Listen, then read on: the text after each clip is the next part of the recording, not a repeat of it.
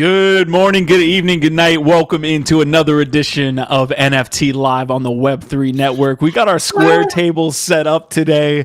I already know this is going to be a good one, and we are going to we're going to be flying. A lot of shit to cover right off the bat. Biggie Poppins looking fresh. We got an MAYC. We got Ronan in the house today as well, back from Art Basel. So it's going to be a fantastic one. Let's go around the square table, if you will, clockwise here. Ronan, how you doing today, brother?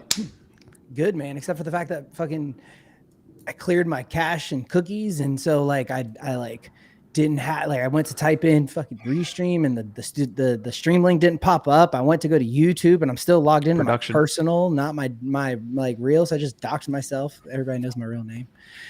Don't ever call me Richard in public. Yeah, man, it's been good. Miami was fun, dude. Yeah, we're gonna get into Art Basel here in just a second and your experiences there. We missed each other. Next time we're gonna make sure we have numbers so we could like directly connect instead of the whole message thing. Hell yeah. Biggie, how you doing? Oh man, I'm happy. I got my rooster. Trying to get more, man, but it's freaking crazy. I'm sure you guys are keeping up with the insane volume this thing is doing. It's like these things are flying. All right. So we've been covering CockPunch here for like the better part of 2 weeks, which is just a lifetime in our time frame. But I saw this tweet this morning. Congrats, Tim Ferriss, on making it to CockPunch launch day. 0.3 to mint. NFTs are already trading for ETH range. This was at like 8 a.m. in the morning. So I was like, what the hell is going on here? I was wondering if these were from the airdrop winners, but some CockPunch NFTs are going for 3 to 4 ETH. Here's the story. What's going on here, Biggie?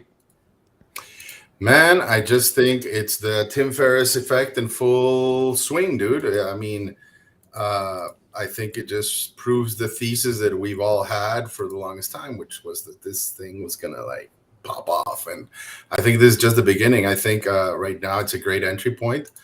So if you can snag one, if you believe that this can be a fun project that might bring some value to your life, I would not hesitate and I would not sleep on it, and I will be on it like white on rice at the moment. All right, so I want to make sure before we bring Gideon here, I want to make sure that you know, Biggie, that you can like do whatever you got to do on the mint side. Don't feel like you gotta if you got to drop off for a hot second, you can. No, I'm good, dude. I got my allow list one, so I'm just being greedy now. Gotcha. But, like, honestly, it's no biggie. If I don't, I'm in like sin, brother. GIF, what's up?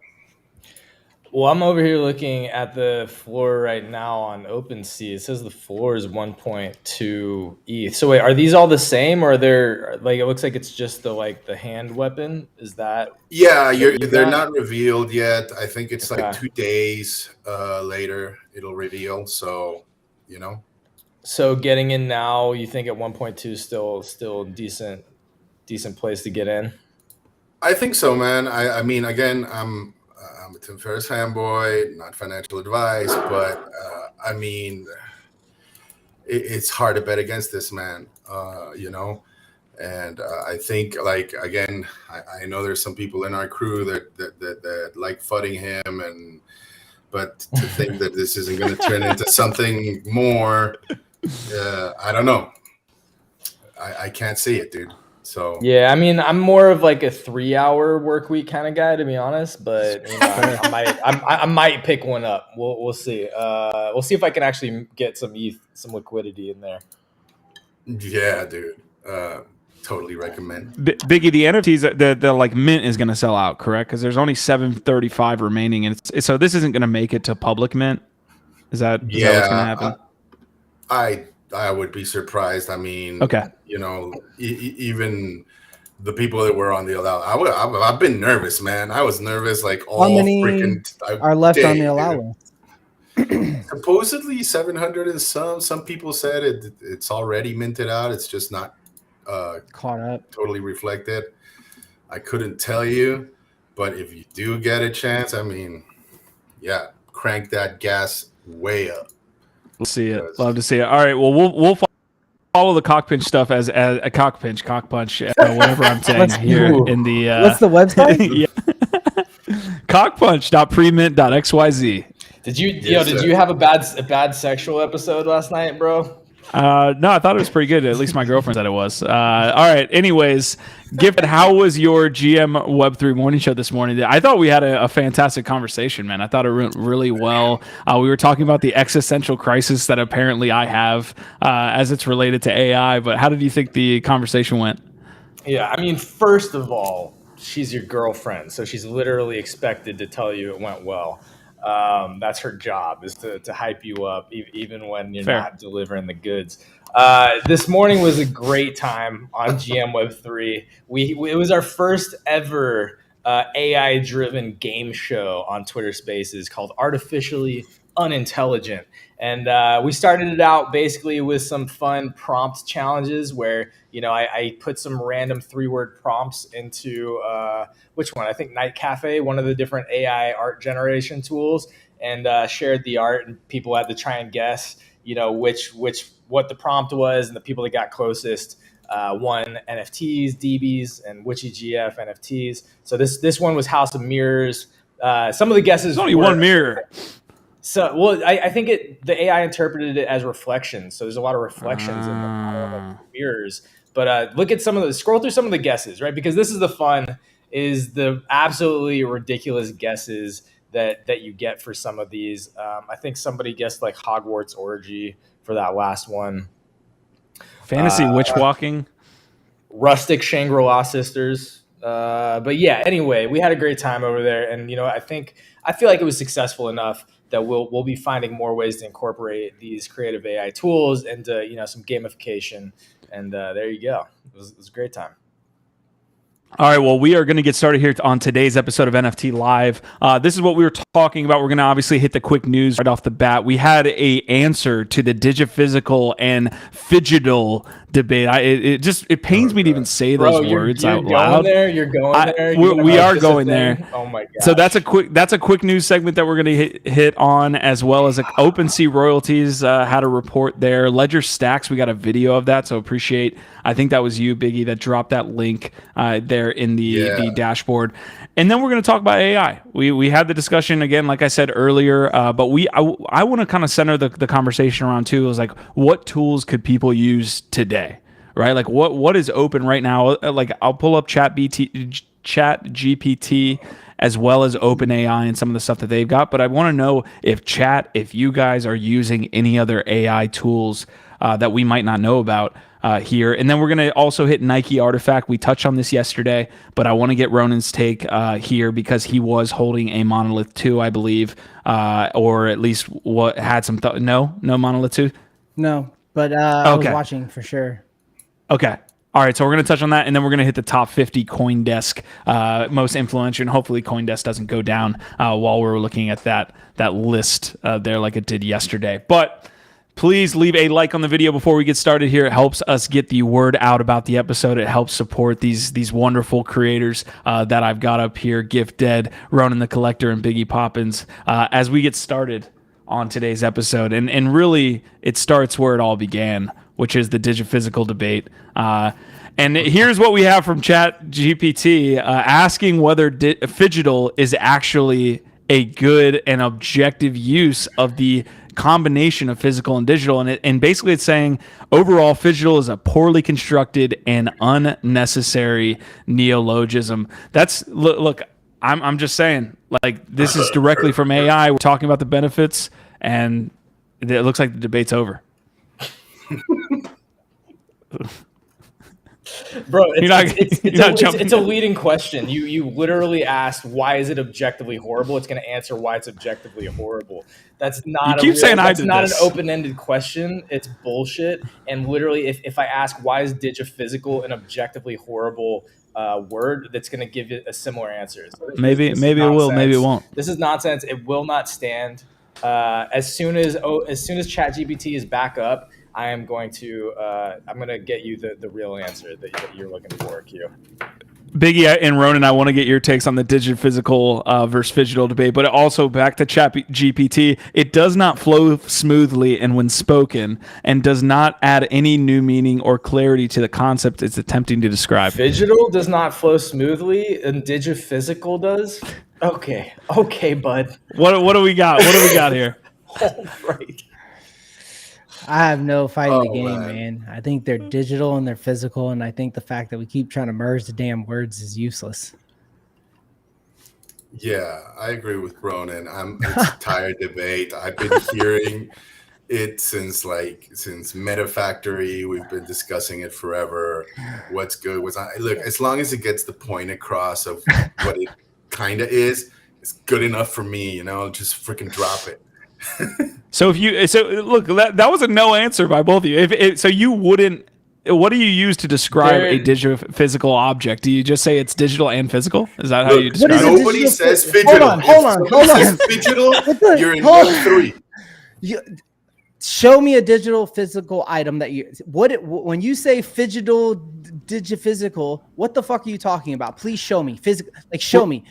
Someone show me. Is this? Look, hold up. I'm wearing this. Right? We're talking about. What you're talking about? Is this a phygital with gifts? That's a phygital item. Yeah, absolutely. Okay, no, yes, it's that's phygital. It's a sweatshirt.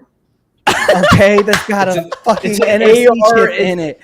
It's AR enabled sweatshirt. It's a hoodie, bro. It's not a phygital. Like, why is that? Why are we arguing about that word? Nobody's gonna say that shit. Nobody's Because it's hilarious. We're gonna say sweaters, and you're gonna say hoodie. My hoodie is fucking dope. Look, scan it. You're not gonna. You don't need a word. Physical. We don't need a word. Okay, Gifted. What do we got? What? Okay. I'm dead. Say it again, Q. Say it again, Q. My DIGIPHYSICAL hoodie. No. There we go. Yeah, no. Nobody's I get with somebody comes out with a movie. Hey man, my phygital hoodie. What do we got here? Oh shit! I fucking aped. Wow. I aped for 1.64 because they were flying. Jesus. Yo, I beat you. I aped at 1.43, and if we would have aped at the very beginning when Biggie said you guys should do it, it was 1.15. I was just about to say that. Yeah, they were flying. Wow. I had to get in at 1.64. I'm not happy about that price. I'm not, but we'll the see volume where is it goes. insane. Well, we'll see. Literally, we'll see if you're happy at that price. We just We'll watched see where it it go goes. half an ETH in fucking 10 minutes. Dude. So like, I fucking aped D-Gens, all the homies out there. Watch that shit close, bro. Watch it close because this shit turns so happens. fast. This is gonna turn. You know it's gonna turn. Ronan, we've been trying to think of a segment name that we could do here on the show where we like revisit what we talk about, just so that we can kind of like recap on like maybe a floor price that we covered a month ago, instead of just like saying, oh yeah, we covered that at the time and then we're never going back to it again. So let me know, or maybe we should just type it into AI. But let me know what you think for like that segment name.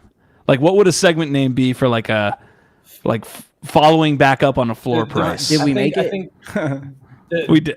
Did we make it? Oh, yo, did we make it? I was gonna say phygital follow-ups. The WAGMI report. Yeah. Phygital follow-ups. Get out of here. Get the fuck out of here. God damn it. All right, we see you guys in the chat here. I don't know how to say the name. I know you told me before. SSW3, Prodigy's in the house. SSW3 said, let's get this shit. Let's get this shit. So look, 3 times over, we're about to get this shit. Prodigy saying, let's go. Ronan doxed himself apparently. Squashman says, don't know if I'd rather have a cock punch or a cock pinch. That's fair. I do want to point out, I tried to buy a Hasbulla yesterday. It's on Polygon. And I didn't have like my Polygon wallet. So I got up to the point where I was about to buy a crypto Hasbulla. And then, yeah. Yeah. Mm-hmm. Sure. Trisner saying, yeah, but dropped from 3 after waitlist. So Biggie, do you have an answer for me on what that first picture was for like the ones that were selling for like 3 to 4 ETH in the AM?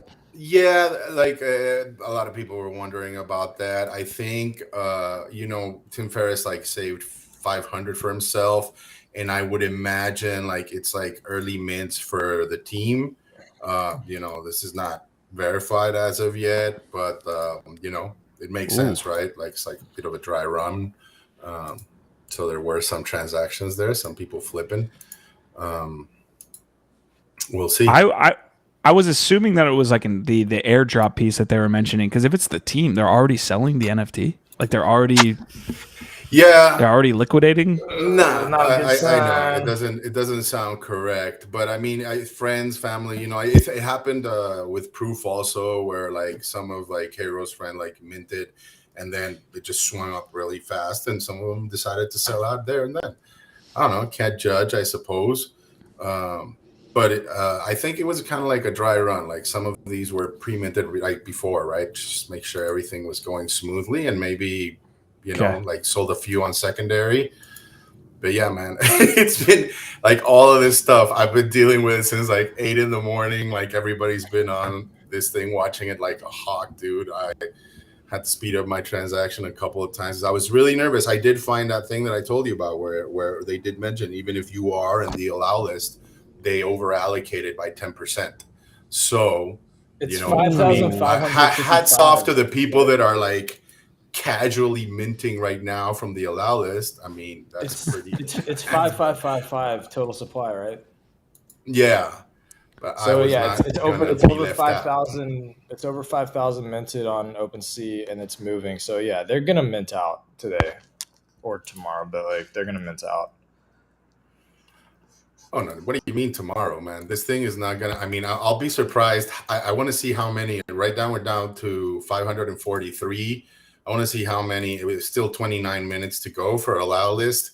Let's see how many are left for the wait list. But it's scary, man. Damn, I'm trying to think if I'm like, man, I know I heard about this project. I'm like, did I get on? I'm so bad at this. I gotta like. It's so. Do you guys have? We need an assistant. That's what we've always said, right? You know what? Yo, I know somebody who's willing to do it. Can we just Can we just pitch in and fucking hire this dude? He'll keep us up to date on all the projects we're in. He'll keep us up to date on what wait list we got to sign up for. Prodigy's in chat. Yo, in chat, let me look at his lips. There's a tool that I've been wanting to cover on GM Web 3, but I think we talked about it briefly on here. Biggie, it might have even been you. I think it's called Lifeboat. Yeah. Oh yeah. Like yeah. I haven't used that tool, but like there's a tool specifically for keeping you up to date with a bunch of different NFT projects and like the important things. There's already tools out there. That's what I'm saying. Like I think Lifeboat is one of them. Yeah, Lifeboat is really good at keeping you up to date with projects you're already involved in, right? So basically what it does, it scans your wallet that you give it, and then basically keeps track. It scrapes all the Twitter and the Discord announcements and keeps you abreast of any like mints or votes or things that you have to participate in. And on occasion, like a mint that you're eligible for, right, that you might need to sign up for. But like for brand new spanking projects that maybe aren't connected to any of the projects you already own, that's still up for grabs. So I'm for like Ronan's proposal. Let's hire like some DGen assistant that doesn't doesn't eat from the community. I got a dude that's got a dude. He's like, yo, I'll do it. We talked about money. I'm sending y'all a group DM after this shit, dude. All right, let us know if you want to be jumping in on the pool and you're in chat and you're a community member that's actively participating all the time. Let us know as well. But you gotta like this video to get in. That's the token gating for getting in on this new alpha group that we're gonna be starting up. So like the video, let's heck and go. So T Risner saying CockPunch will be sold out in under an hour. So it's moving. They will mint out before wait list. So again, revisiting this, I think Biggie was calling for the 3 to 4 ETH range after a month's time frame. I'm interested. We'll come back to it in a month. So literally probably like first week of January, we'll revisit that price and try to do that segment that we were talking about. I guess Prodigy saying, "Get me in, coach." Look. That's a 3x right off the bat, pretty much. For anybody that was on that allow list, mint list, that's a 3 to 4x range right off the bat. So congratulations for doing that in a bear market, man. That's pretty big. I I don't know, some people, right? But like flipping now when you're seeing this, I mean, it's not pre-reveal, pre any announcement, pre anything. I mean, come on now. Dude, Now here's the thing. Don't people like we gotta. yeah. You gotta remember Preach, what Ronan. happens when we get real close to fucking reveal. Everybody remember what happens when you get close to a reveal. Okay, it's one of two ways. It either starts to dump immediately afterwards, or it starts to dump immediately within like 72 freaking hours. But it's gonna dump. Like, and just like know your position. Know if you're gonna be like, if you're waiting it out for the bounce, or if you think that like if it doesn't have the legs, if it does, if you don't think it has the legs, make sure that you guys are out. Biggie, can you tell everybody like when reveal is? Do you know? 2 days from today. Okay, Friday. so everybody who's Friday. sitting here and Friday. just pulled the trigger, like half the people on screen, make sure you're setting your damn reminder at what time that happens, because look, if we're gonna be out here joking around and we're gonna show people that we're buying stuff, like I definitely want to like throw a little like where my head is at right now, right? Like, okay, now I got this item, I know like the usual, and honestly, I love Tim Ferriss, for the 4-hour work week. That was also some content that really like helped shape my head into like where I wanted my life to be eventually. But don't know if anything can hold 2, 3, 4 ETH post reveal right now in this market.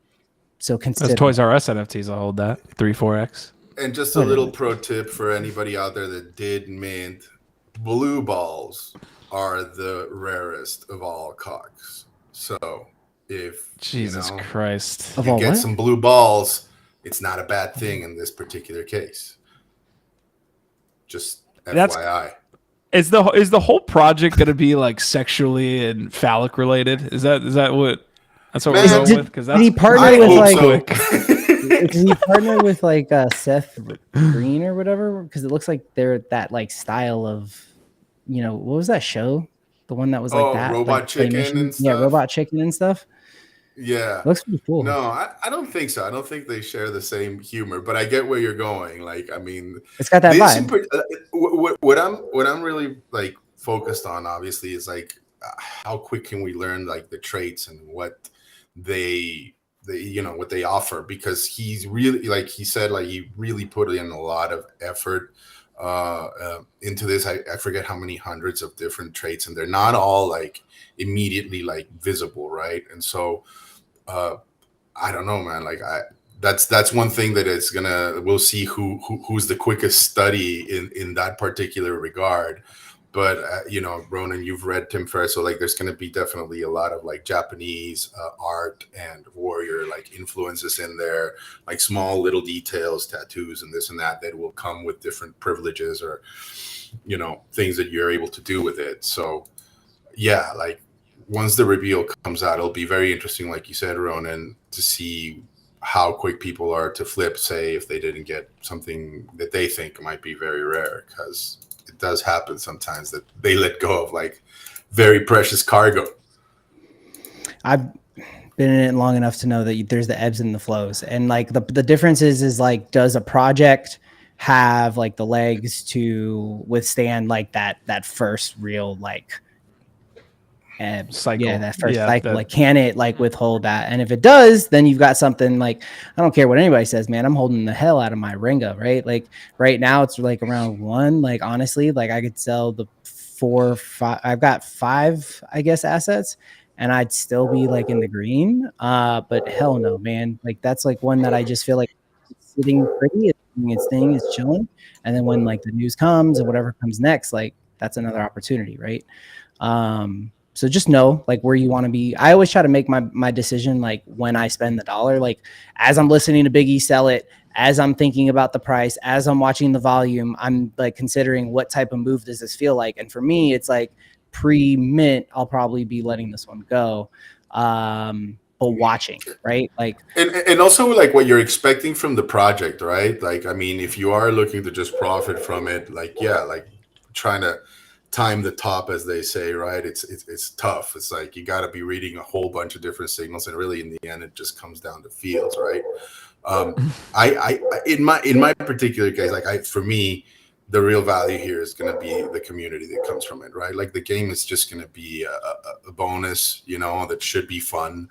But again, I think being in a room of like diehard Tim Ferriss fans, like, yeah, that's the type of people I want to hang with, you know? Because again, like he shaped a lot of also of how I kind of like try to live my life, you know, and approach it. So I think it's a no-brainer there, you know, like I think the real value is going to be in the IRL relationships that you're able to form, partnerships, networking, whatever you're looking for, right, from there. But it's definitely not going to be a bunch of like fucking losers, I don't think, right? Like I feel like some of the principles, high performance people. Some of the principles you're referring to there and the features remind me of probably your experiences in proof, right? Like your experiences in proof are now like following you into this project essentially, or like you're using those as 100%. You know, indicators essentially. So 100%. And even like I just mentioned relationships, and it's not just education, right? Like understanding, like my ability to understand generative art has gone from 0 to, in my own personal space, 100, and I know that I still have so many levels to go, right? But it really helps, right? Like it really accelerates your learning, your insight, you know, who to follow, what to do, what to look into. It's amazing.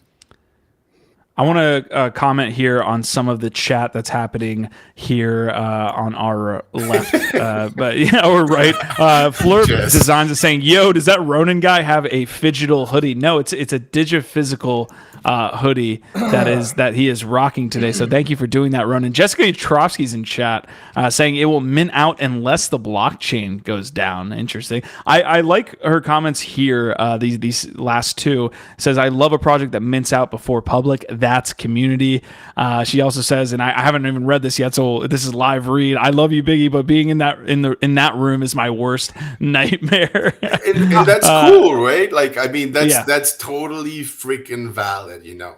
Which, by the way, Jess, I have keys to your rooms. I just need to get into a Discord at some point.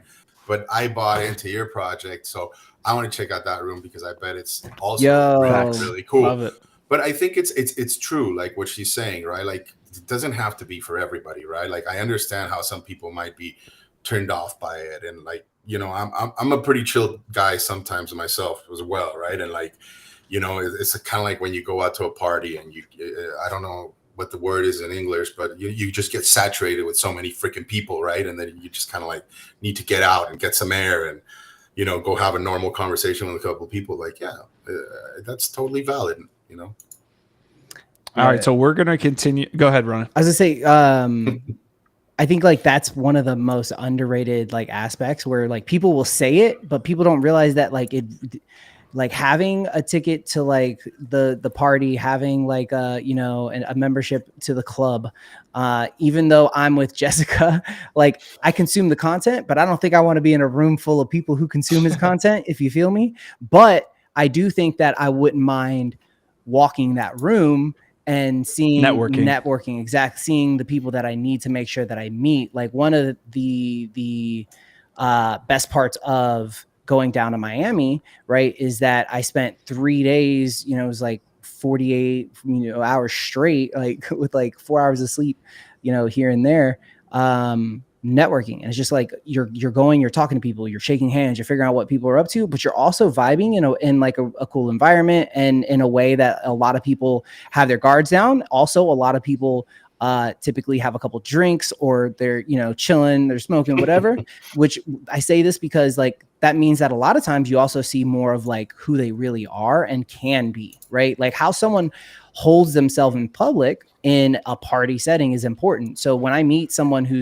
you know, I may think is someone I want to do business with or someone who I see an opportunity to work with, how they're handling themselves in that room is going to be important, right? So like all of these things, like I find value in that. And so if this is a project where, yeah, there's those opportunities, then like I'd love to suss those out and like find that, right? But I do think like, you know, again, figure out what your strategy is. For me, I'm like, okay, well, this is probably a good opportunity to get out before reveal, watch it closely. And if it does have that like real good plateau and the support, then snipe some super rares, that are close to the floor because people are panicking and FUD or whatever, and then wait until the next Thursday night when shit pops and then get out before Sunday. And then you make a cycle of it, right? Like if you're smart, what you're doing is you're joining the community at the same time as you're taking advantage of your knowledge base and how you can also make some money at the same time. I feel like we shouldn't go down this rabbit hole here because we have to keep these episodes in like an hour to 10 minutes like range. We got actually like multiple comments are like, yo, y'all's show is too long. Like we went an hour and 45 yesterday, so we're gonna try to keep these episodes like hour and 10 minutes. So we do have to move on, but I feel like with the points that you guys are making does lead me down like a really cool topic that I think we could cover on maybe tomorrow's episode, which is what has been the most volatile asset that's come out, like super hyped on release, and then within maybe even 24 hours to a week has gone like completely flatlined. Like I think Azuki comes to mind. Wasn't Azuki like something that went extremely? I think Mechaverse obviously comes to mind as well. Some of those drops, but I think that would be cool to look at. Is like what have been the most volatile. I don't think somebody pull up fucking art gobblers. I don't think I've seen a project that got pumped by all the people. Brian just said that. Brian, me and you, brother, I see you at the same time. It just popped up. I don't think I've seen a project that was supposed to be the shit that everybody believed in, right? All this. You got, man, y'all make sure you peek behind the curtains every once in a while. Because we said it, and we said it a million freaking times. We did. There's no way this is worth 19 ETH. Like this is being pumped, and they're gonna look at all of you like fools. And where's it at? Exit liquidity. But on a different note, because I know like Nifty Q is trying to go. My I Heart Girl was stunning, and I wish this piece of shit token frame actually worked half the time so I could display it. So shout out to Jessica. I absolutely love my I Heart Girl. It's really a beautiful photograph, and like I can't wait till I can fucking display it. I got my new atomic frame in though, and we're swapping them out, dude. It's happening. You're just adding frames, right? I'd like to see it. So atomic frame you would recommend over token frame? You're just saying at no the on the moment, token frame? yeah, man, it does all the things that you would expect it to do. It comes with like the mount that actually allows you to go from vertical to horizontal. And actually, shout out to Atomic Frame because they didn't have to send me two. I only ordered one, but they sent everybody who ordered the first wave got what they considered beta models. And so when they came out with the new like hardware and shit, and they upgraded it a little bit, and then they really have like more solid software, they sent the legit model. So I just got that one in this week. And yeah, it just, the issue with like the token frame is that it gets updates, man, but it still has the same issues. You see, like how often you guys see that stupid screen? It takes forever to fix that issue, man, and it shouldn't be that way, dude. Yeah, Jessica Trovsky in chat. There will be I Heart Girl Prince. That's some alpha. Ooh. The other project that always comes to mind when I think of these like crazy meteoric pumps and then like an almost as quick dump is Oniforce. Oniforce was the first one that had an insane run up that nothing had ever been like that. It went up to like 7 or 8 ETH within 2 or 3 days of the launch and has never. But Oniforce was a slow death. It was not. It was not slower. It came down from that high pretty quickly. It wasn't in a weekend. It wasn't in a day. It took time for Oni to come down from where it was. And if I remember correctly, it was one of those where we hit one of those little like mini bears where everybody kind of like sold off and it didn't rebounce. But Oni definitely had longevity and legs that I rode. Oni's still one of my biggest wins outside of obviously like apes. But like, dude, that one was, that one was that Biggie, any that come to mind for you? I honestly the first thing that came to mind, but it doesn't really count because it kind of like dwindled out before it minted out, is Valhalla. But I mean, again, Valhalla was like super pumped. Everybody was looking at it. I mean, there were like people pooling money together, blah, blah, blah, all this stuff. I got an OG one for you, Q. What is it? The Shatner. Don't hurt me. The Shatner release on Wax, bro. Yo, Wax Will was Shatner a release casino. on Wax. That was the People- first like massive, like everybody was hype, and I was like, bro, I don't know. I don't know if you should be jumping into this one like you're doing right now. People do not know how much of a casino Wax was. Like I think the last like Someone's hurrah about to for pop Wax into being a chat and tell you casino. Wax is legitimate. Oh yeah, It Wax has- is legit. What the fuck? I love you. Whoever's gonna jump What? in and defend Wax, I love you, and I'm so glad you're here because you've been with us The- since day one. The Wax ETH bridge is happening now. What do you mean? They still have the highest volume in all gaming NFTs and FUD. What the most ridiculous shit would pump on Wax because it was so like I think that probably had a lot to do with that the NFTs were super liquid. Like because the gas fees weren't really high, people were just trading it, trying to flip it instantaneously. So you would get this instant liquidity for these drops, like even a Shatner. If you got like a super rare Shatner, you were able to sell it instantly for like a lot. You know, and there were some Wax projects that didn't do well. I think we got rugged by the Sandlot guys. I don't think they're in the space anymore, but we have that collection to talk about. So and there's about that Sandlot, like both Sandlot and William Shatner were at LA Comic-Con last weekend. Okay, so maybe we got some utility coming shout out running. to like the shout out to Funko though, like for apparently they just fulfilled their physicals from like the Power Ranger sale they did, which is like really dope. Like those are like, you know, buy an NFT, hold it, and then you can cash it in for a physical, which is really cool. And you know, fucking RIP like fucking Jason David Frank, man. Yo, Green guys. Ranger. Is that the Green Ranger? Just saying, 9 minutes and there's 306 cocks left. Going to waitlist, right? There's less than that at this point, I think. I'm about to connect my wallet and just eat for shits and giggles. Biggie, if you need to pop off, dude, or you need to mute yourself for a little Are bit, you if gonna you're try trying to to get mute? in, I got you.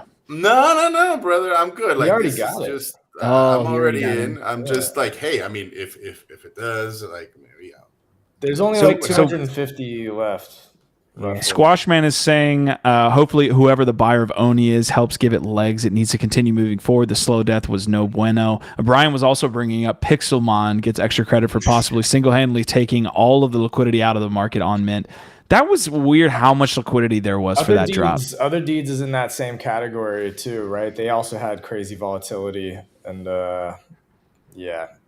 Well, I can't remember the requirements for Other Deeds. It seems like that was a insular like community event though, right? It wasn't like a huge NFT event, was it? Like was it just for apes? I don't remember. We burned like 250 million in gas, bro. It wasn't a small event. No, I know the number was, and I'm trying to say, was it just for apes? The Other Deed event? Yeah, the minting minting was through the community. I think it was mutants and apes and all that shit. But Everybody, yeah, man, like the gas that most people paid to mint was way more than what the floor is right now. That's the most upsetting thing, is that like people paid. I mean, I think it has we paid. pumped in the last like week above that. Oh, that's good. I haven't checked because I think we paid about 4,500 dirty fiats in just in gas. Yeah, dude. It's like 1.5 ETH at the time. Squashman coming through with some good comments. You guys are absolutely killing it today. I love when we actually get a really, really active chat. It adds a lot to the show, so we appreciate you guys. Squashman saying Other Deeds, and people complained about liquidity. Then 2 weeks later, all of a sudden, everyone had liquidity to buy Goblin Town on secondary. I think that's the point I was trying to make, was that I know it was a ton, but it felt like it was just from the Yuga Flirp, and DAYC. Flirp hit it. It's remember they did the KYC. If you KYC'd, you had access to the Other Deed sale. Okay, so it wasn't insular. Is what? Right, okay. So. And I don't know who said it. Squashman, man, the Oni Force IP is a strong one. And I think like if that gets to go places, it'll be really cool. And I don't want to go down the other tangent. But yeah.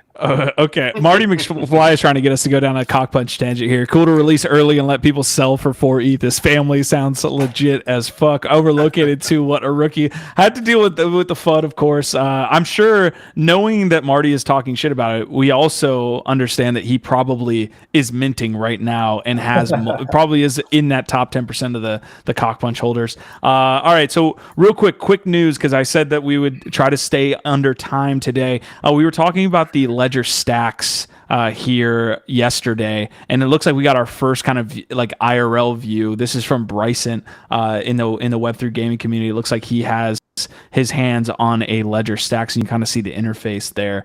Any thoughts from you guys on how this looks, or any thoughts on Ledger Stax in general that we didn't cover yesterday? I just saw it actually like while I was chilling on the Twitter Spaces, and dude, I still don't quite understand like is it exactly like what the actual like how much functionality is built into it. But man, I instantly was like, yo, when is it? I set an alarm. I'm gonna go and get one on public mint, dude, because like that's a nice little piece of tech, man. And I think like the easier and the more clear we can make all these transactions and security and stuff, the better. And I do have my little ledger, and I appreciate it and I love it. But this thing looks cool. You know, it's interesting too. It does. I think it does look like a meaningful jump forward in the hardware aspect of crypto wallets.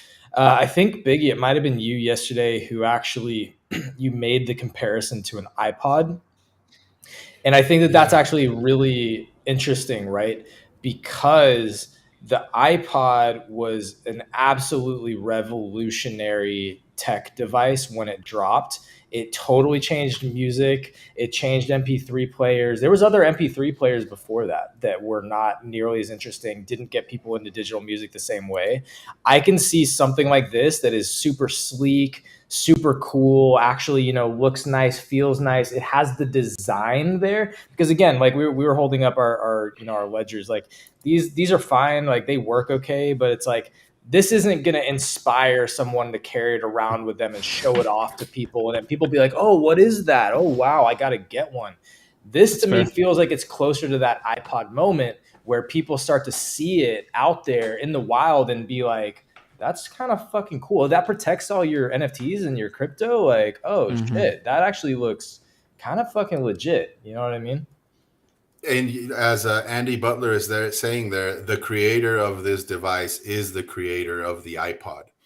And when they recently asked him whether like the whole, like what we were talking about, whether the train of thought was to go to a phone, and his response was that NFTs need to have their own, moment, right? And this is his attempt at creating that, right? Like its own isolated hardware device that kind of like what you're saying, Give, completely jumpstarts like adoption for a lot of people. And can definitely do it. Yeah, this could be a big moment. The only thing that I have heard some people that are a little more experienced in this particular like hardware development of this device is that they criticize the fact that e-ink apparently is not very good for doing a lot of tapping and stuff. And this device basically, I mean, that's what you're going to have to do a lot of the time. So either they've managed to definitely improve on that, which I am assuming, or heck, it could be a downfall. I don't think it will, though. I think Ledger does really good stuff. So Andy's saying gateway to social aspect of the token itself. Squashman saying, I don't like how Ledger has dropped the Black Nano, Deadfellas Nano, Atom Bomb Nano these last few months, only to drop this. Many buyers probably would have held off on buying the others for this one. That's how tech companies work, man. They don't publish when they're dropping the big updates, because otherwise everybody would wait. So it's like, it's annoying, but it's literally like, again, we talk about the standards that Apple sets and how strong they are and how they work to their benefit of maintaining that extremely valuable brand and all that revenue.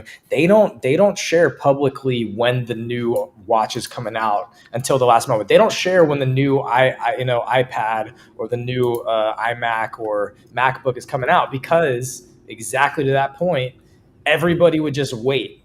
and that could be months or years. People will be like, oh, next year's the new MacBook. Well, I'm not going to buy one this year then. So that would drastically impact their sales and their performance. So that's just how tech works, unfortunately. Luckily, at least, like, the good companies will provide some kind of window. So if you're not happy, it's usually 1 month, though. It's not very long.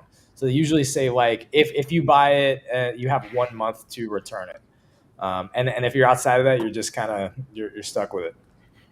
All right, we're gonna get to the main topics here. Ronan's Ronan hit it, and I also see that you're. I got the token framework, man. I freaking spent the whole whole 45 minutes getting it to work. Isn't it awesome? Like, dude, that looks amazing. That really is the frame. Like, I mean, I know the frame, the black frame is the thing holding it together, but that white part, like, is that also that's pixelated? Like an inlay. No, so like the white frame inside is, and then so what's inside there, and then like it's cool because like you can adjust it and stuff. So if I wanted to like put it in its original form, I can do like it'll fit to screen. Oh, wow. Now, obviously, like if I turned it, it would flip it and make it long. But to the point, I think like Deadfellas Nano, the Atom Bomb Nano, like those are almost like collector's items, right? Like. Partly, so it's like to me it's like those are just like you probably have a real ledger and you probably bought one of those because it's cool.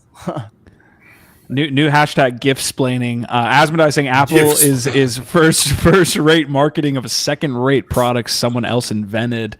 I'll just leave that one there. All right, guys. First topic of the day is coming soon. Literally, I'm going to spend 30 seconds here on these. Creators on OpenSea earned $1 billion worth of royalties, reported Shiva Rajaraman, the VP of product at OpenSea. $1 billion in royalties in 2022 alone. The coolest thing about this, and we always kind of like, it's always been kind of philosophical, but apparently the data is showing that it's not just the top products and projects getting the royalties. This says this revelation was made in a recent blog post highlighting how royalties unfolded this year. For example, 80% of this amount of $1 billion comes from the NFTs, not part of the top 10 collections. Yo, let's fucking go. No, like so straight it up, looks like this data, the long tail is getting some revenue this there. Data is so important and proves the point for why we've been fighting for fucking royalties, because they try and say like, oh, it's just the top 5 to 10%. No artists are really making anything off of this. It doesn't matter anyway. Fuck that. That's all misinformation trying to mislead you. No, like straight the fuck up, man. Like this data is really fucking valuable, and it shows that like these royalties mean something to creators, to artists, to the whole creative community globally at scale. This shit does turn the needle and it makes a big difference. So when people try and tell you that these royalties don't fucking matter, or it's only for certain people, or it's only benefiting the top so-and-so percent, yo, just point them to this, say, you don't know what the fuck you're talking about. That's it, man. Boom. Drop it in chat. Mic drop on royalties. Apparently, CockPunch is also sold out. So, mic drop from Tim Ferriss. We are, I guess, happy to see him do well. Of course, like this is definitely a win for him. We'll see how he kind of pushes that project forward and hopefully benefits the Web3 space. To your point, Biggie, that you were making yesterday, it's like this is right now such a small pie that we shouldn't really be fighting and kind of infighting over that small amount of capital. So yeah, and it's gonna be fun too. Hopefully, it's fun along the way, right? Also, look at the punching all you guys. Yo, and look at the ownership percentage, the ratio. 4,000 unique owners in only 5,555. That's like an 85 to what is that? 80% ownership, unique ownership. Yeah. Yes. That's it. Yeah. So we'll be following that for reveal, as well as the floor price there, and we'll kind of come back to that periodically in the yet to be named segment where we follow this stuff. Gift has shown off his MAYC jersey today. Want to quickly just cover that, and then we will jump into AI because that is literally the fucking thumbnail on today's episode. So we have to get to it. Still following the Ape Staking. Do not run away. If you don't want to talk about Ape Staking, this will be for 30 fucking seconds. Just sit there and just enjoy it. Just deal with it. okay? This is what I found from here over the last couple days. One, the floor prices on MAYC and BAKC, so the kennel clubs have been increasing. So I think that is, showing that there is utility for the NFTs now. Whether you want to complain about staking or whatnot, it is a utility for the NFTs, and people are trying to get their hands on it. Mutants are up like 4 or 5 ETH in the past, I think, week to 2 weeks. So that's good to see. Early stakers will see significantly larger APYs when rewards start accruing on 12/12. What I mean by that is that there were essentially expectations of like 300 to 250% APYs for a lot of this stuff. Based on the amount of people that are getting in, which is not as much as they expected, these APYs are gigantic. I've seen some of them like around 2,000%. Now, the way the market is going to react to that is more people are going to try to get in to this to drive down the percentage. So it's not likely going to stay at those levels, and most people are probably waiting for 12.11, 12.10 to get in. So just be wary of that. But right now the APYs are even larger than first reported. If you have anything, well, can you tag me or share this in the chat, and then also that last article about the royalties, can you share that in the chat? Because I want that. I want to share that out. Anybody out there should be sharing that. I think it's really important to not let people fucking gaslight us out of this really, really important paradigm shift. So yeah, if you're able to share that link, I'm going to be sharing that shit out. Both were just shared. Really quickly, following up on this staking stuff. If you are staking, if you're out there and you're looking to get involved, don't get involved on the day of. You're not going to receive essentially the same amount. Like the best rewards are going to be received in the first literal second that this goes live. So there's the percentage will continue to go down as more people get involved, but you want to get all of this staked by 12/11. Do not wait till 12/12, 8 hours, into that day, because a lot of these rewards are so high because people are waiting. And as more people get into the pool, your percentages get less. So the biggest rewards are going to happen directly on 12/12, and that will be a continuous. The other thing is Paraspace and BendDAO look like they're offering these third-party services for staking. So those are the two. And again, do your own research, all that stuff. We've talked about VPNs on the channel and whether people are using that stuff. So again, Paraspace and BendDAO are probably the two biggest projects that I've seen working on other staking. If you are geo-blocked from the staking via Horizon Labs. So that's the update. Any questions, Ronan and GIF? I know you guys are looking to get involved. Do you guys have any questions? How much ape based on do that you stuff? need for? Was it 3,000 for an ape? So you only need, technically there's no minimum. What's the max that you can do per? The cap is 10.8, so 10,800 ape, and then the cap on mutants is around 2,000. And then Bored Ape Kennel Club is around 800. So I can kind of look for 10,000 the actual for numbers. 10,000 for an ape, which I think mirrors a little bit of what you received from one ape. If I'm thinking about the airdrop, I have it's like rough details, but I think you got around that amount for having an ape. So I think they based it on that. All right, so going into our first topic, if there's no other questions on ape staking, again, I'm going to be following that as we get closer to 12/12, is AI. And don't really know where we want to get started with this topic. Again, we're probably going to go for another 10, 15 minutes. Yeah, let's pull up the pizza later thing, because I think that's a great starter. It shows how people are kind of pushing the limits. Hold on. To his point. Don't pull up the pizza later, like his newest tweet. Scroll down just a little bit to the one of the theater, right? Because that is a really good example of what I was trying to get across in the chat earlier. Q, and if you want me to find it, I think I could probably identify it really quickly. Is this the one right here? Yeah, right. Of course, the quality is not excellent, right? But if you pull these images up, man, somebody actually asked him on his Instagram page, did they stage these? And he was like, these are AI. You don't achieve these photos, right? These you don't achieve this end product without an absorbent amount of time, right? Figuring out the right prompts to get what you're looking for.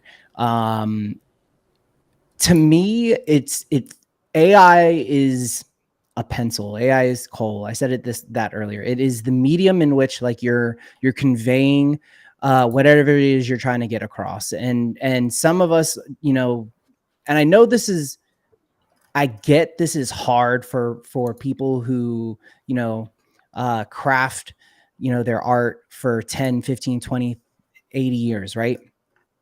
But at the end of the day, like a computer can play a violin, right? But like I still played the violin for 6 years. And in my opinion, that doesn't take away from like what I am capable of.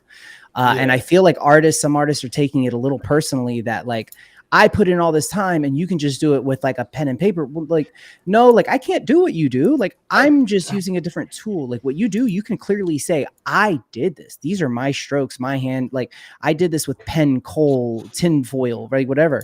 But I just pulled that straight from chat. But yeah, you know what I mean? Like I don't know. You can't do what I do. You can't do what I do. Yeah, and I don't think that that meme. No, but like, so on that point, because Ronan, you're making awesome points, and what you're making me realize, one thing that hasn't come up, I haven't heard this come up yet in this conversation, is that, you know, you think of like master artists, somebody today, like a living artist, like a Daniel Arsham, or you think about a Salvador Dali, some of the most famous, prolific, you know, meaningful, important artists that ever existed. I'm sorry to break it to y'all, but they've got a whole fucking production shop of people that work for them, and that's how they scale. They're not actually sitting there doing every single stroke by hand by themselves. Dali literally had people doing his paintings for him. Once he got to a certain level, he wasn't like, he might stop in, make some changes, or he might do certain parts of a painting and then just hand it off.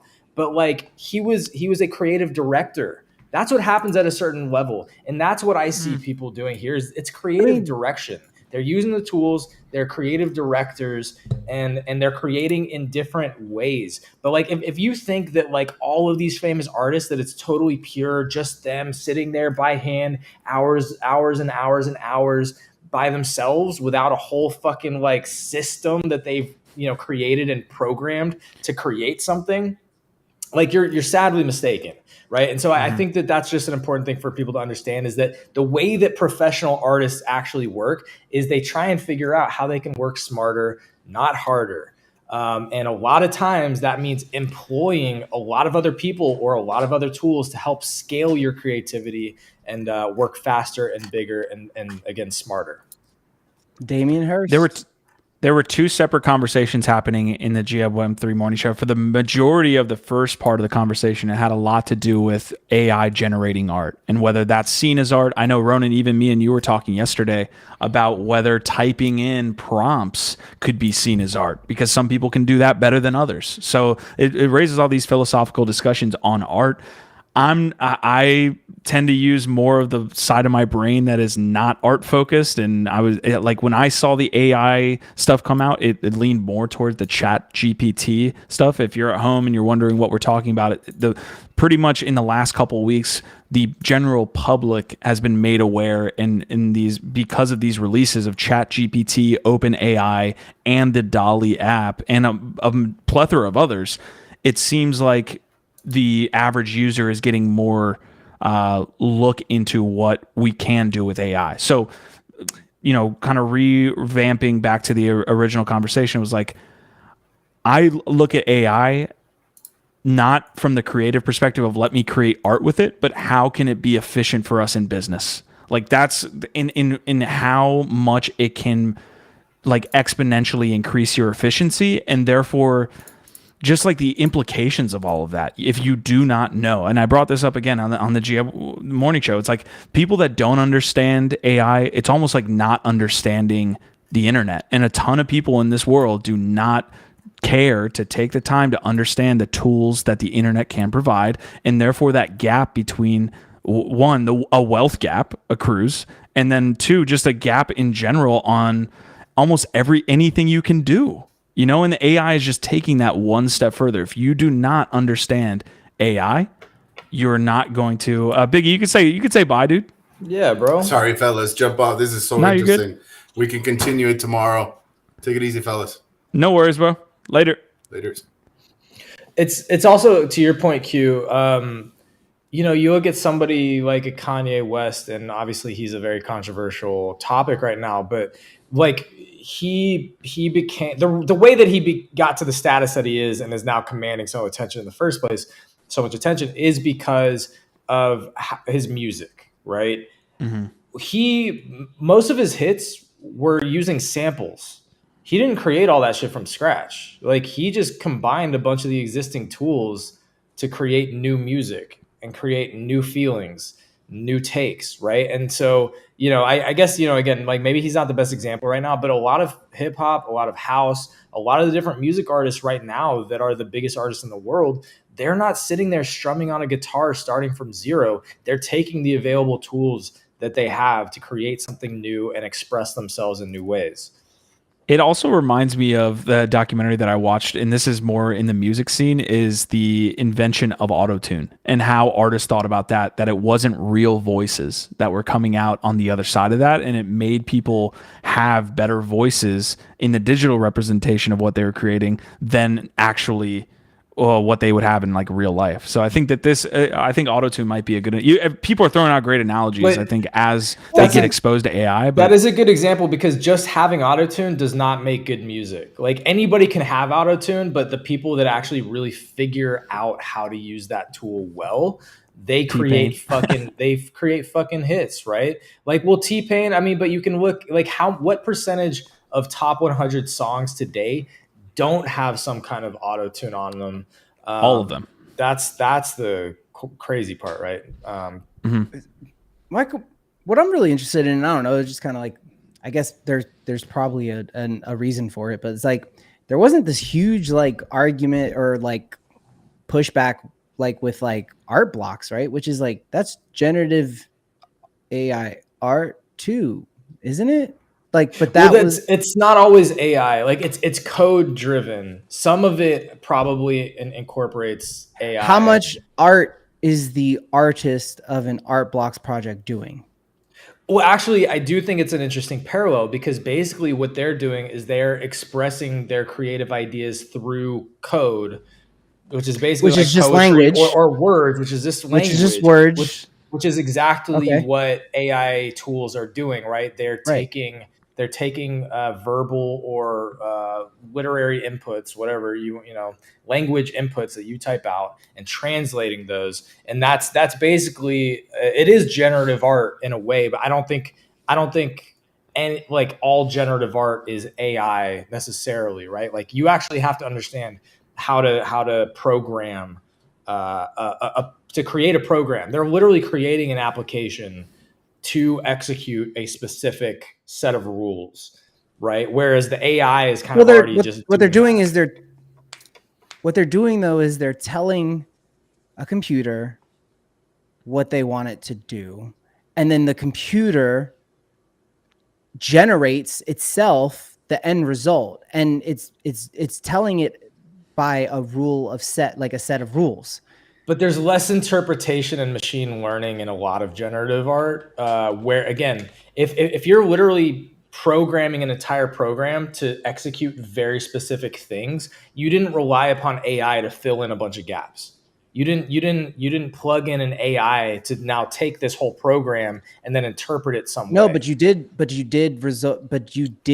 lean on AI for the final product. AI is producing the final product, right? Because it's being generated by the computer. You're not generating the final piece of art that comes out of art blocks. It's being done by the code. And what you're giving the code is a set of rules. And when you look at what like Stable Diffusion and Midjourney are built on, is images that are fed to them, which are just a set of rules. It's saying if you see this shape and this thing, it's an eye. And if you have one, you should probably have two. And this is how far apart they typically are. Like that's what they're doing. I think there's a difference.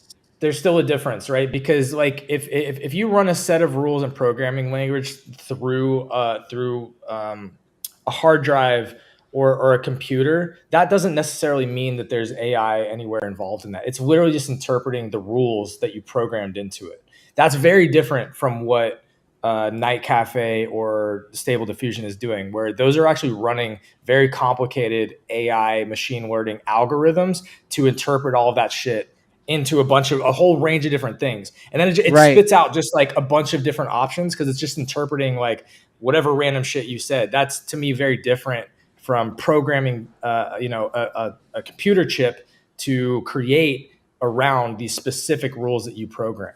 Right. Right. Like, Okay. Yeah. so Yeah. I do think that there's some generative art That makes that is sense. probably incorporating AI or machine learning into its process. But again, a lot of generative art is literally just hard coding and telling a computer chip what to do. And there's no AI or machine learning algorithms or whatever in that. I think Biggie or Easy said it best and connected it for me. Like an algorithm is not AI, which that clicks. So cool. Thank you. Like, and it was a question. I had no, like, I would like for Marty, like, yo, I'm not we're here learning. Right. Dude, and I just like, I want people to know that, like, that's how my brain works is like, okay, well, if you're telling me that, like, in my head, I'm seeing it this way and I'm comparing it. So when you get to the point of like, but what you're really doing is you are setting the algorithm, right, is different than artificial intelligence. And that to me clicked. So I appreciate that plus like what you're saying. Yeah, and so a couple things. First of all, like, we're all here learning together. That's literally the point of having these conversations, because this is fascinating and probably really important for us all to start to get a better understanding of. So it's like first of all, it's a fantastic point / question to be bringing up. And then Easy in crypto is also saying, there's definitely overlap, but they're different. And I think, at least the way that I think of it, I don't know if this is 100% true, but I think not all generative art is AI art, but I do think all AI art is some form of generative art, right? So it's one of those where it's like there's definitely overlaps, but it's like I know at least not all generative art is AI art. Got it. So I'm going to get to Vitalik's tweet here because he typically finds a way to explain things pretty, eloquently and pretty simply. So my one sentence summary of the AI right now is that it does amazing stuff, but it has a high error rate. This is why it both impresses and frustrates. The times it does really well go viral. The times it makes mistakes frustrate people. Particular tragedy that is totally not the OpenAI and Stable Diffusion and co-builders' fault is that people's expectations get set by the dazzling stuff that goes viral, and its average case performance inevitably can't match that. Part of the discussion that I was trying to have today here on the channel is like, what tools are available now? And then to Vitalik's point, and things I would extrapolate on and add as well, is like what we're seeing now today is not what actually AI is capable of, right? It's the one that is here for the general public, and what we're seeing today, which is a vast improvement. And sometimes this is the first time I've seen, at least in an open source way, AI just interacting with people. This is my first experience, one of my first experiences. I'm sure there's other apps that use AI and they kind of obfuscate it from people using the apps, but what we're seeing today is not even close to probably what has been developed. And that is what I was talking about scares the shit out of me with where we're going to be in 3 to 4 years when it comes to the exponential growth of tech. Because the exponential growth of tech, we've always seen the chart where it's like, here we are, we're going up the technological mountain, which basically has stayed stagnant for thousands of years, and then only in the last 100, well, AI really takes it up another 100x, which is fascinating and really fun, but also like, where are we going? And if you don't, I think we know enough to know that if you don't, I want to put this very, very clearly. Like, someone could totally live a life without even accessing the internet, let alone accessing AI. And people can have, brick and mortar jobs these days, and that's completely fine too. When they access the internet, I don't know that you can anymore, because you can. 100%. More and more government services are now moving exclusively online.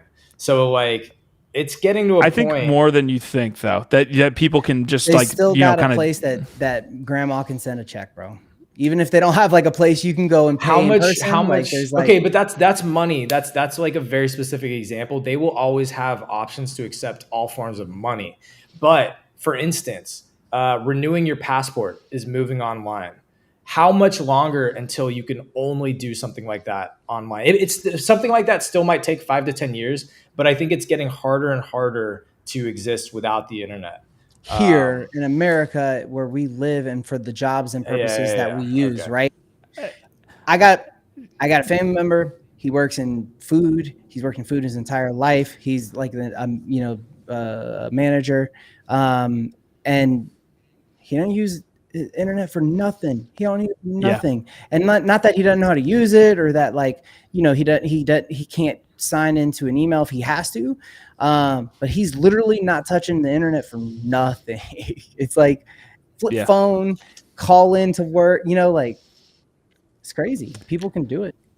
It's funny seeing a sector that seems like it's at the pace of growth that Web3 is, because we've always felt like, hey, we're here on the fringes of tech, and AI just kind of is now, like, in my opinion, or at least maybe I had the blinders on because I'm in this space, is like that's almost running up alongside what we're doing here. And again, getting back to the original point, it's like if you're not doing research on AI right now, you need to be, because it's the same thing as we're sitting here and trying to explain to our families what cryptocurrency is and what blockchain is and how it's going to change the way we do things. AI seems like it's analogous to that. It's going to change. You better start fucking everything. Like it's going to touch everything. And it's Q, you brought up the concept of the singularity in GM Web3 today. Famously, Ray Kurzweil is one of the people who's proliferated the concept of reaching a point basically where the machines don't need us anymore. And then what happens, right? When the machines get so smart that basically they look at us and they say, we don't really need you anymore. What happens, right? And we're racing towards that super quickly. But you think specifically about the exponential speed and growth of technological innovation, and there's the, I forget what law it is, but it's basically the concept is like every 2 years or something like that, the power and speed of technology like doubles, right? And so it's this hockey stick L curve of speed and power of tech, and the way that, like, how does that continue? How do you continue that exponential increase in technological innovation? It's through AI. Like at this point, the AI is going to take over innovating almost everything that we do, and the rate of that's how this exponential L curve continues to speed up towards that singularity, is that everything now is going to be improved upon by AI. And an example of this that literally just happened in the last week when this ChatGPT sort of like went viral is because people started using it to fix smart contracts and to troubleshoot their own programming of the blockchain. And that's when people were like, holy shit, even fucking smart contract devs and Solidity devs are can't do it as good as the AI can. Yes. And entry level positions in a lot of different sectors will be completely displaced by this stuff.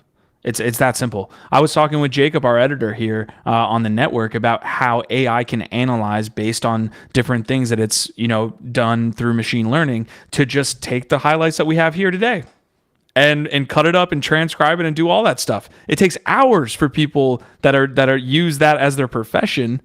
Podcast editors, video editors, all of these things can be done within minutes. And so here's the other conversation we were having in the meeting yesterday. It was like and I think you brought it up today, being a manager of these AI is where you kind of see opportunities. I could see an opportunity right now for a consultant that understands AI to go in even either on a personal basis or on a business basis, say, here's the AI tools you need. I could use that right now. And that's kind of how I want to wrap up the conversation. I'm down to have any other topics, but we are getting to the end of the episode.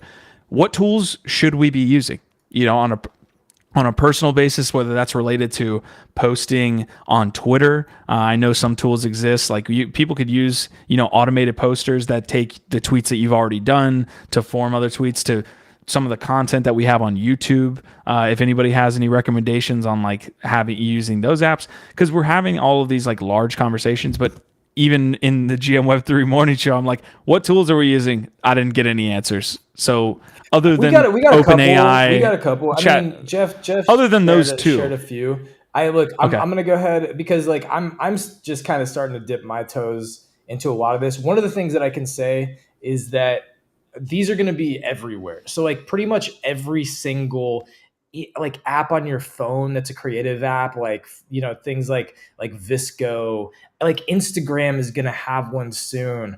Facebook, any of these creative publishing platforms, Canva just rolled out their AI, right? Like these AI art generator, programs are going to be literally everywhere within the next month or two. This is an article that was just published on NFT Evening. So this could be a great place to go to find some different examples. Night Cafe, that's the one that we were playing with this morning. So specifically this morning when we were playing Artificially Unintelligent, the first ever AI-driven game show on Twitter Spaces, by the way. We were using Night Cafe. Art Breeder, here you go. Dolly 2, that's a very famous one that has been out for a little while. A lot of people have been using that. Starry AI. Stable Diffusion, this is a really popular one that I know a lot of people are using. So, like, there's some examples right there. And if you want to go to NFT Evening, you can see this again. If you check the latest news, this is I think this was just published today or yesterday, right? Make beautiful in minutes.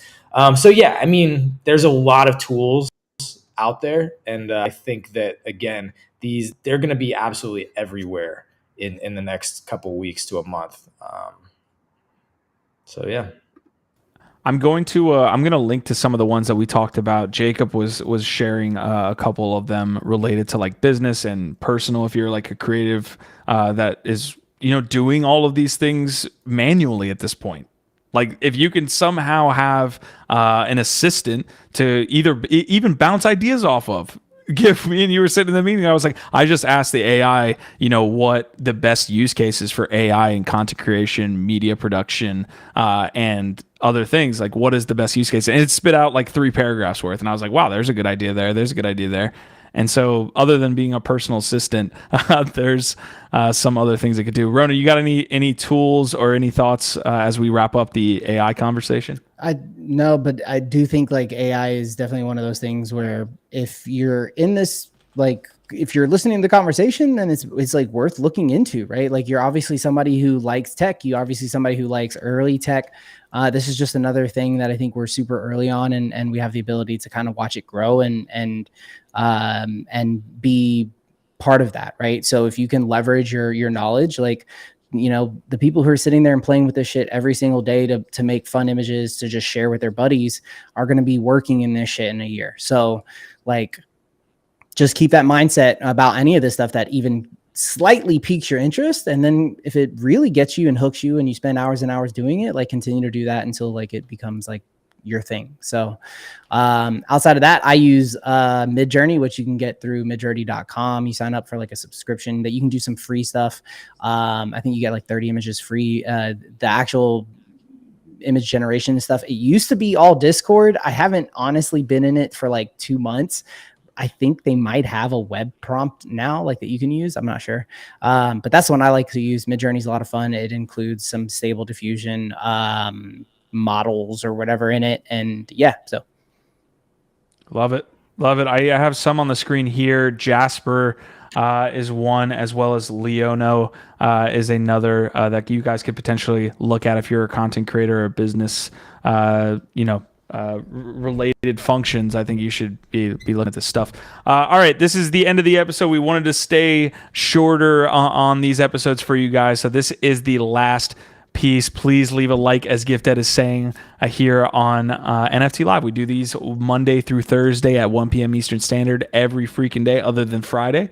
We like to take a little bit of a break from all the AI overlord discussions as well there on Friday, and kind of get back to touching grass. Ronan, did you have any last thoughts on that artifact monolith stuff? I know, just like in a quick TLDR fashion, I know we didn't get to it fully today, but I know you had some thoughts there. I think like for me, the biggest thing with that was just like, we have to get like both as people who are taking part in this ecosystem, and then on their side as creators in the ecosystem, we really have to get to like the core of an issue of like, we have to define like what projects are out here for like investment and what projects are out here for fun.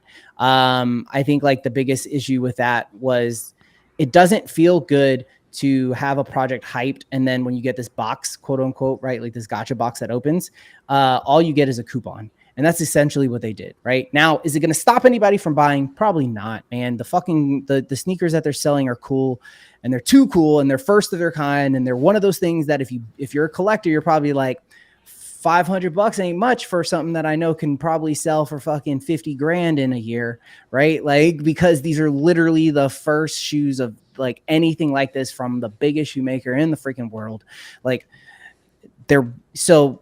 That's unfortunate, but like, I don't know, man. It's just, it to me, that's just the conversation I think I'd like to see pop up from this is like, you know, how can we keep that from happening, right? How can we keep the big reveal being you get to spend more money on our shit?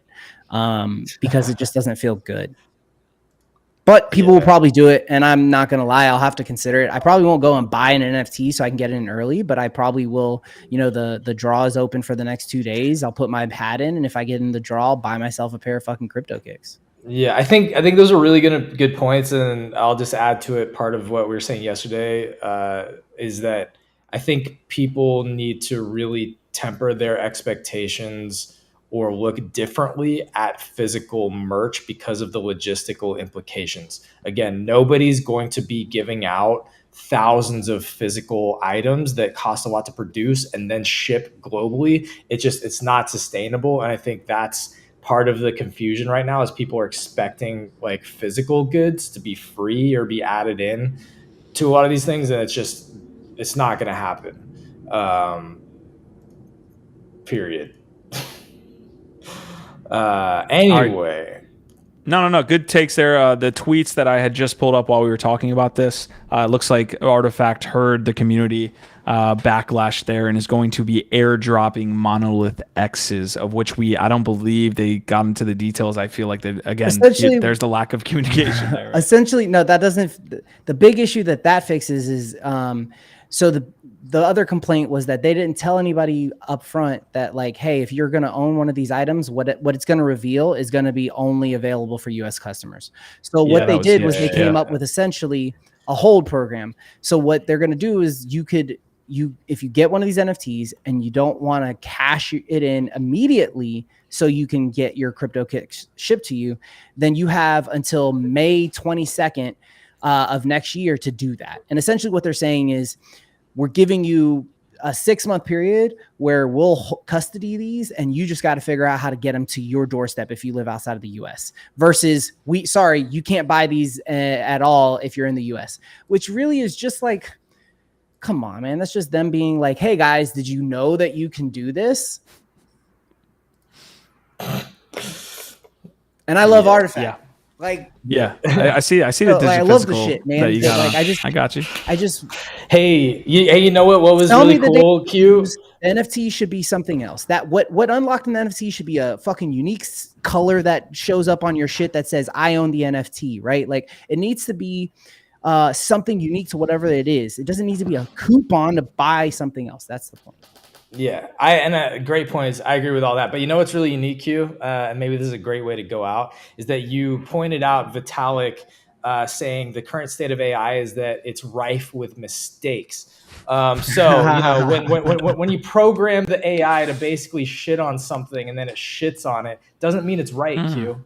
Doesn't mean that it's right. All I read there was that ChatGPT didn't say anything back. It didn't say, no, actually PHYGITAL is the best way to talk about a digital physical item, of which Ronan doesn't even believe exists at all. That's the end of the conversation. Yeah. All right, folks. Hey, we had a great episode here. Biggie Poppins had to hop off and mint some more CockPunch, I think. So we had an awesome, fantastic, amazing conversation about AI, about the latest in Web3 and NFTs. We appreciate you tuning in here. Ronan, thank you so much for stopping by as well, man. We appreciate you so much. We love you so much. Asmodai, Easy in Crypto, Brian, Jessica Yatrowski, Marty McFly, who could forget, Prodigy, Squashman. You guys were absolutely fantastic today. Thank you so much. Our Vibe, our tribe. Whoever wants to, you guys fight over it. Who wants to take us out? You guys, you got Look, it. it's a beautiful day outside here in LA, so I'm actually going to go touch some grass, and that's it. Make sure to leave a like. We appreciate you. Ronan, you get the last word, my friend. We appreciate you, and we will see you guys next week. Or I'll see you guys next week. They'll be here tomorrow. Maybe I'll be here tomorrow. Fuck it. I don't know. We'll see. I love you guys. Sheesh. That's our Stop by, vibe, dude. our tribe.